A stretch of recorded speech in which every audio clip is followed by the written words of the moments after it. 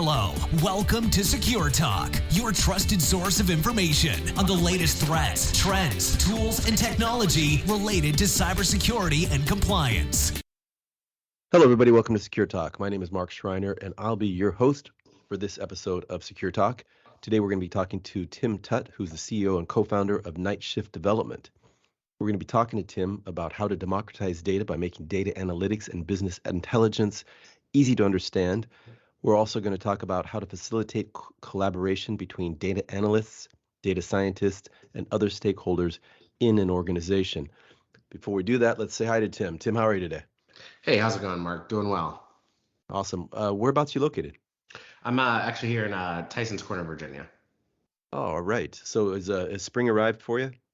It's mostly here. We've been back and forth on weather the last few days. Had a couple of spikes into the low 70s, and then a few spikes back down into the high 40s, mid 50s. But that's typical weather here for Northern Virginia. Yeah, we God, I can't wait to sit until we hit 70. That doesn't usually come until about June out here, but we do have the sun out today, so all is good. I'm actually, just FYI, in the Pacific Northwest, so we get lots of precipitation typically. Are you up in Seattle there? Seattle, yeah, I'm actually in Bellevue, Redmond area, like about 15 minutes from the Microsoft headquarters, but it's all the same weather patterns, yeah. Absolutely. Yeah. Bellevue is a beautiful area. It's been a while since I've been there, but I always loved it out there. It's definitely green. Yeah. So if you like if you like trees, this is the place to be. Hey, so why don't you tell me a little bit about Night Shift Development? Sure, absolutely. So Night Shift, we started about 5.5 years ago. It started because my co-founder and I spent a good bit of time working inside of the government space, operating as data engineers and data scientists, really kind of playing middlemen between our end users and our data. And we kind of got to this point where we said, hey, look, it's great that we can answer questions for the people that need those questions answered, and we can access the data and write queries in SQL and all those types of things, but it doesn't really benefit them if they have to come to us every time and we're not always available, and we also become a big roadblock for them. So we kind of took a big step back and said, hey, what if we could make this a lot easier for anyone to get the simple answers of questions they needed answered done, and then we could focus on harder problems. And the easiest way to do that was, hey, let's go build some software to help solve that problem.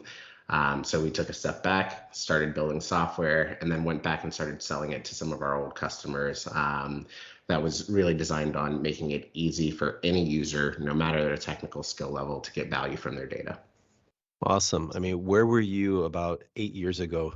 I was I was in a CRO role for a small startup, and anytime I wanted to get any information at all, I had to do some kind of SQL query. And I don't know how to do that, right? So I was at the mercy of whoever I could get to do it for me. And I just didn't have the bandwidth to actually learn. I probably could have learned, but I just, it wasn't a priority, but I needed that information. And so I can totally relate to your customers in those former roles. So I'm assuming then what has evolved is what you talk about democratizing data is you have a platform that makes the analytics and business intelligence kind of more accessible and easier to understand? That's exactly right. So our core platform is a platform called ClearQuery. It's designed, again, to make it as simple as possible. What's really interesting is we've kind of been through a number of iterations over it. And when we started, the very first thing we wanted to do was, how do we make it easy for people to just ask those questions as plainly as they would come and ask us and get back those answers? So for the longest while, and I don't necessarily use this description anymore, we use the comparison of, it's Siri meets Tableau. Ask a question, natural language, get back some pretty visualizations, get some descriptions. I don't use that comparison as much anymore because they are a big competitor of ours now, but we've definitely evolved over time there. That's awesome. So what were like some of the first steps? Was it figuring out what are the most commonly asked questions, or was it even if you have the voice recognition, you still have to map it to something. So yeah, tell me how it played itself out. Absolutely. Yeah. So we actually started very much so on a kind of a text basis. And it was a game of, yes, let's figure out what are some of the most common things that people asked us and how do we genericize those things in a way that applies across industries? Because we had a very specific, government focus based on where we were working before. So we wanted to make sure that the platform we were building applied across a number of industries. And as we did that, we kind of started building out a machine learning model that was designed around intent understanding, figuring out what a user actually means, what's the type of thing that they're trying to get out of their data, and then doing some entity extraction. Then we built a core engine that took the combination of the intent of what a user wants and the entities from the question that they specifically asked to build out the query that needed to be run against the data store so that we could get back an answer to them. One of the really cool parts is once that data comes back, we then figure out based on the shape of data and the type of question that a user asked, what's the best visualization for that user. So that may be a line chart showing trends over time. It may be a bar chart or pie chart, but we also give you a lot of flexibility to go in and change and manipulate those things over time. That's awesome. I actually didn't get that second part until you just explained it. So it's not only executing the query, it's saying, hey, based upon this type of information, what's the best way to display it, right? That's exactly right. And then on top of that, we also provide some plain English explanations for the user. So you don't necessarily have to be adept at interpreting graphs and visualization. So multiple ways for you to get back that feedback and understand that, hey, this is the most significant change that has happened over time, or hey, we sold more extra large t-shirts in the men's category than we ever did in the women's small category. Maybe that's something we need to adjust from a sales perspective. And who are your customers? Are these large enterprise, SMB? What? So it's a combination up and down. So a lot of large government customers. We have a good bit of mid-market and then some SM&B. We've started to break into kind of the financial services markets, but some of our earliest clients, interestingly enough, happen to be more cybersecurity focused, which was it was an interesting shift for us because it wasn't necessarily the market we were targeting, but we found that we had a really good use case. Well, one of the things that we tend to say is, look, we're not a cybersecurity product, but we have some really interesting cybersecurity use cases. One of those being threat hunting type use cases. So can you walk me through a couple of those? Absolutely. So, and threat hunting cases, you're looking at, hey, who's been attacking our servers? Where are these attacks coming from? How do we defend against this in general? For most organizations, they're using a handful of tools where you're either digging through lots and lots of logs, maybe you're building lots of dashboards, but it still requires you to be a lot more technical so you can write the SQL queries or write Splunk QL or whatever it is that underlying system is. Because those systems are really designed for more technical users at the end of the day. What people are able to do with Clear Query instead is, as a threat hunter, all you need to know is the right types of questions to ask. So, hey, I want to know what the breakdown of attacks are coming against our servers by, country and month over time. When are we seeing these interesting spikes? Okay, great. Are there specific things that we need to go and drill in and say, hey, I don't want to accept any traffic coming from China, for instance, or I want to minimize any traffic coming from this particular IP address because I've now seen that most of the successful attacks on our servers are coming from this particular IP range. But all you have to do is ask the right questions. You don't necessarily need to know how to go and write the SQL or dig through all the log files yourself. That's pretty powerful. So have you partnered then with any of the SIEM or other type of cybersecurity platforms? They provide that information. Earlier you used the was it Alexa Tableau or was it Siri Tableau? I don't remember that, but yep. I could see you being the front end on a cybersecurity platform. Have you partnered like that? Is that how they're using you? Absolutely, yeah. So one of our largest partner is Elastic, the company behind Elasticsearch. So Elasticsearch is large scale platform for observability, security, and search and discovery. One of the really interesting things about our relationship with them is we built our platform on top of Elastic. So since day one, we started out using it, and in large parts because it scales very well. Almost every company in the world is using it at this point, because it's a large open source tool that everyone got excited about, and people wanted to move away from the more expensive vendors in the space and find something that was easy for them to deploy themselves. But because of that, because we built our platform on top of Elasticsearch, we've had a deep partnership with them, doing a combination of helping people implement Elasticsearch in the most efficient ways, and then us coming in and bolting ClearQuery on top of that. When you move into a new vertical, I mean, earlier you mentioned financial services or finance, but any new vertical, how long does it take you to, get things up and running for the vertical specific kind of queries? Yeah, so that's kind of the beautiful thing about ClearQuery. Again, one of the things that we really focused on early on is how do we genericize enough of the common types of questions that people ask so that you don't necessarily need to um, target a vertical. Now, there's very specific things that you might want to add on for those verticals, but you can get that vertical up and running in no time. It's really just a matter of feeding in the data that they have. And one of the beautiful things about our platform is we have a lot of different ways to connect to data. If your data is in a CSV, there's a simple upload button where you just upload a CSV, and we're going to automatically start highlighting some insights for you without you ever needing to even ask a question. So is part of the evolution of the platform. We started off with the, hey, simple questions that you can ask yourself. You know what you want to ask about your data. So it might be in finance in particular. Maybe you're looking at, hey, total number of transactions coming from a given account because you're looking for fraudulent activity, or erroneous transactions, or those types of things. But those are questions that you can ask right out of the box. But if you don't even know what the data is or how to start, one of the big things for us has been, well, great, if we get some sample data, this capability that we've built is called automated insights. And what that allows users to do is throw data in, and we're going to automatically start triaging that data and showing you interesting visualizations and trends by interrogating that data based on field types and looking at some statistically relevant anomalies to highlight for that user. So it at least gives you a start point to start drilling into that data. Sounds pretty cool to me. Okay, so that kind of explains the democratization part of the conversation.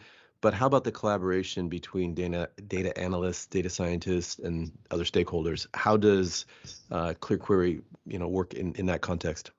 Absolutely, yeah. So there's a couple of ways today. So one, again, because we're built on top of Elasticsearch, it actually enables data scientists to continue to use Elasticsearch on the back end, and you go ahead and write code against that as needed to say, hey, here are the things that I'm really interested in. Here's some more complex questions that I may want to ask. But we've started to build out, and this is actually a newer piece of functionality coming out, some knowledge management type things. So me as an analyst that may or may not know anything about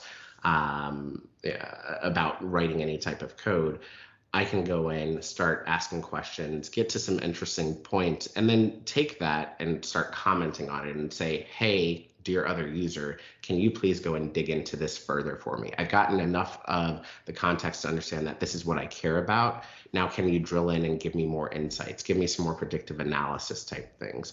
And Elasticsearch has a lot of plugins where you can, pull in machine learning models or other code that you want to build in. So those data scientists can then go and do that on their own.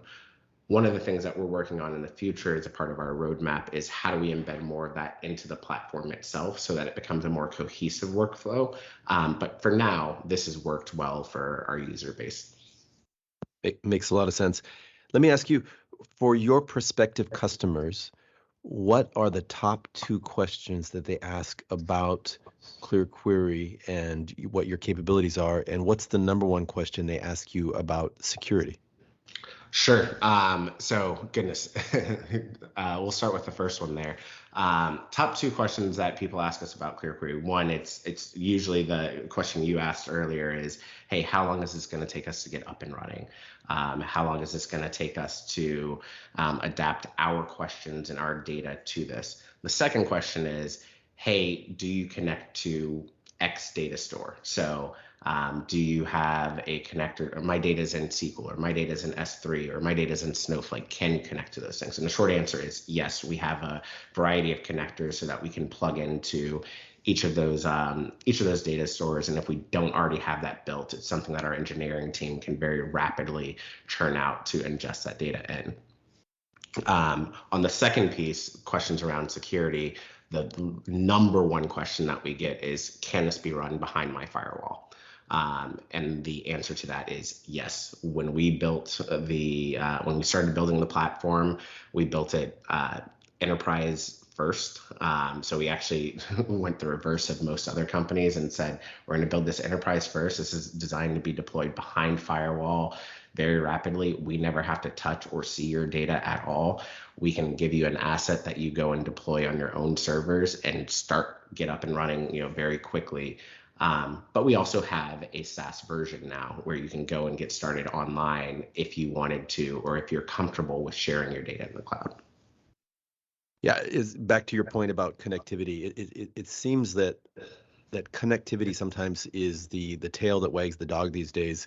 That you could have the perfect platform, but if you can't connect with other platforms, you're just in a silo, and people don't want to work with you.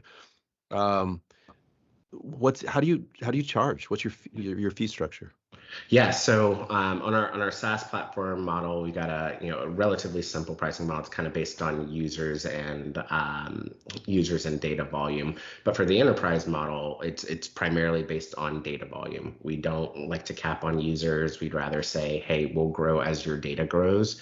And it has been very effective for us as we kind of engage with customers across the board.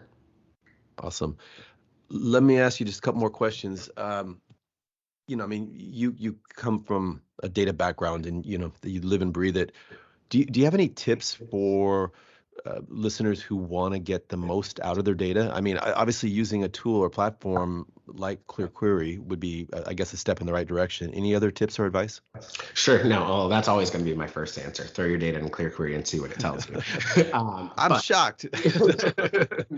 But yes, one of the biggest things that we always talk about with clients is becoming more data curious, and it's a little bit of a loaded phrase, and it's interesting because I think one of the things that I always do as I'm walking around the streets, one of the things I'm constantly thinking about is what data is available and what is interesting about that data, how that data could be used for me or against me. So, every day as I'm operating online, you see the ad targeting things that you get, the pop-ups now, which, GDPR is the driving force behind all of that. But the pop-ups now asking you, hey, which cookies you're willing to accept.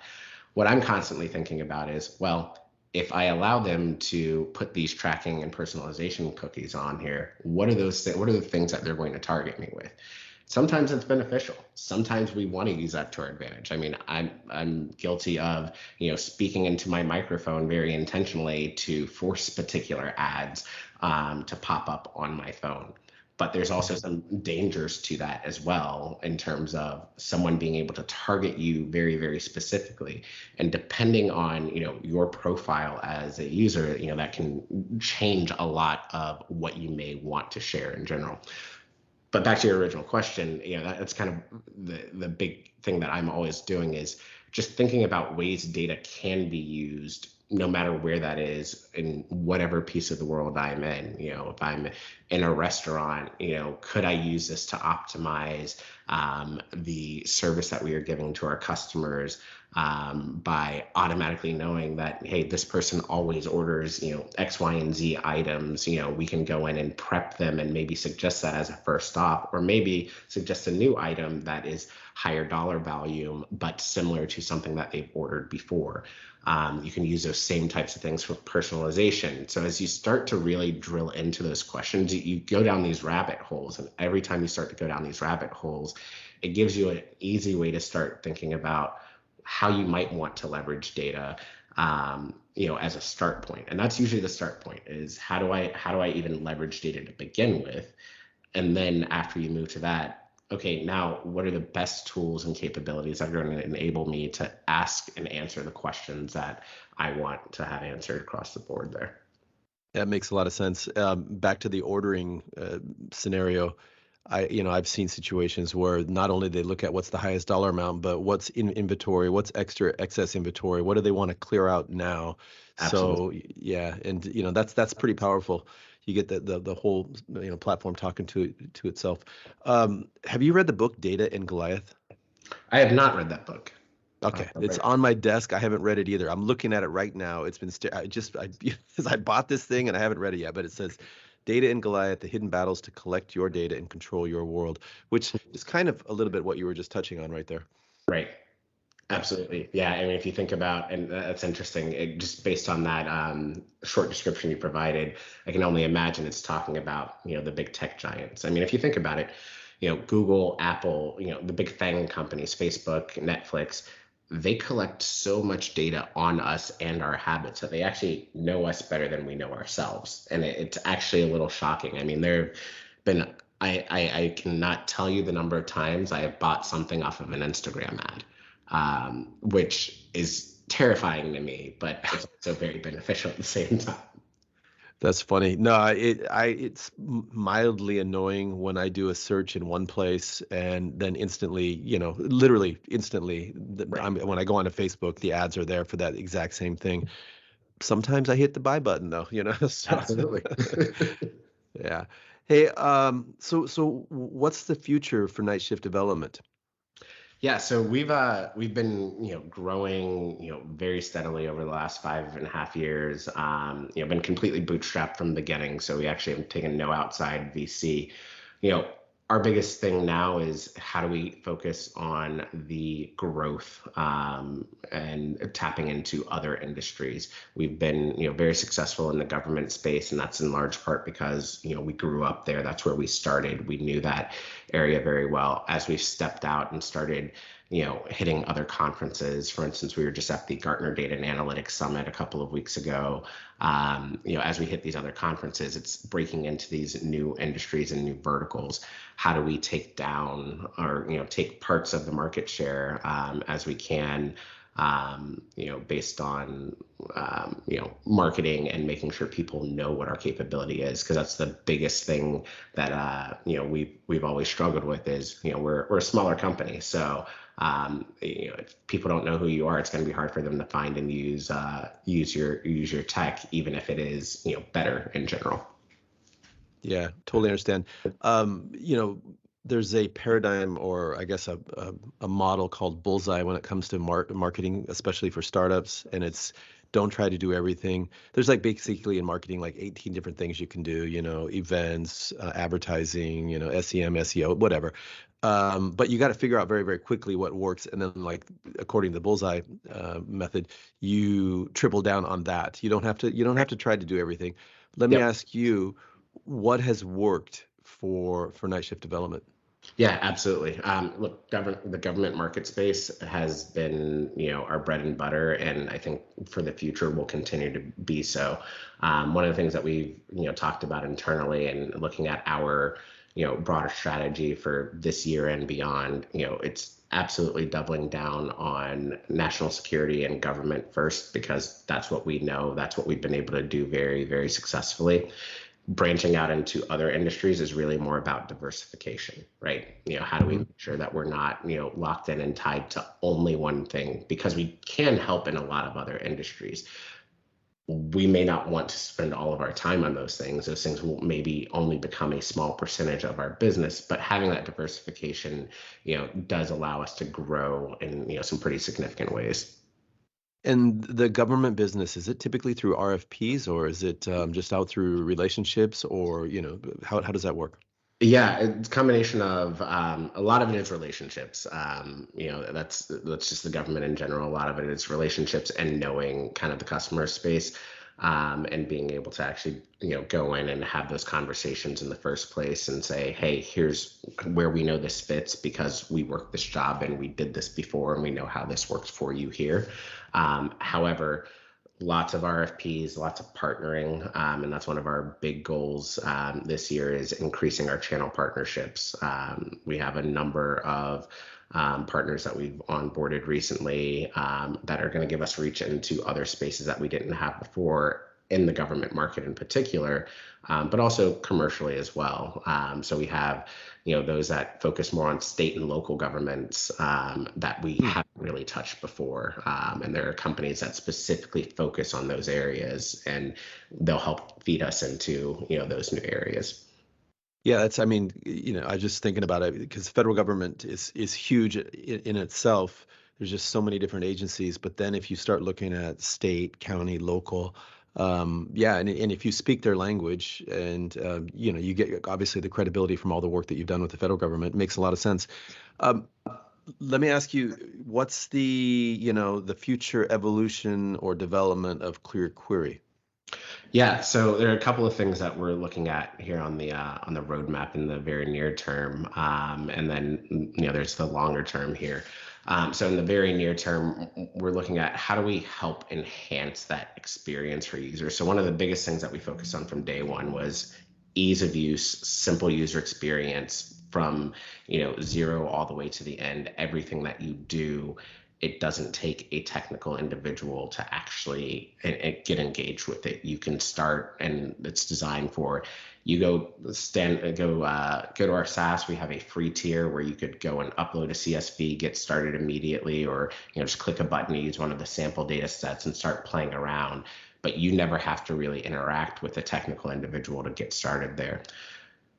All of that focuses on kind of the first two core areas of analytics, and one of those is descriptive and diagnostic. So what's happening and why that's happening. One of the things that we're looking to do now is make sure that we are also focusing on the predictive nature of what's happening, what's going to happen in the future, but also hey, I have a goal. How do I get to that goal? What are the things that I need to change in my organization, or change in my sales cycle, or change in my cybersecurity posture to meet this goal? I want fewer attacks. I want more sales in a particular category of things. I want to know what we're going to sell this upcoming season, so I can plan my inventory around those types of things. So we're working on adding in those capabilities, and again, making them as simple as possible so that you can really go in and click a couple of buttons and get those answers without needing to do much more. So those are the things that I'd say people should be looking out for here in the next few months as we continue to roll out each version of our platform. That would be pretty darn amazing. Not only do you display the data, you make it accessible, then you display it and explain it in a way that I can understand. But then you can also give, I guess, analytic-based advice or recommendations on certain questions. So that's pretty darn powerful. Yep, that's Hey, exactly. Tim, if people want to find out more information about Night Shift Development and/or Clear Query, what's the best way to do that? Absolutely. Easiest way, our website, clearquery.io. There are contact buttons all over that website for anyone to kind of, click and reach out, and also, reach out to our team to kind of have additional conversations. But that's the easiest place for folks to go. Awesome. Well, hey, Tim, thank you so much for being on Secure Talk, and I'd like to wish you and the rest of your team an amazing rest of 2023. Hey, I really appreciate it, Mark. You have a great one as well. Hello, welcome to Secure Talk, your trusted source of information on the latest threats, trends, tools, and technology related to cybersecurity and compliance.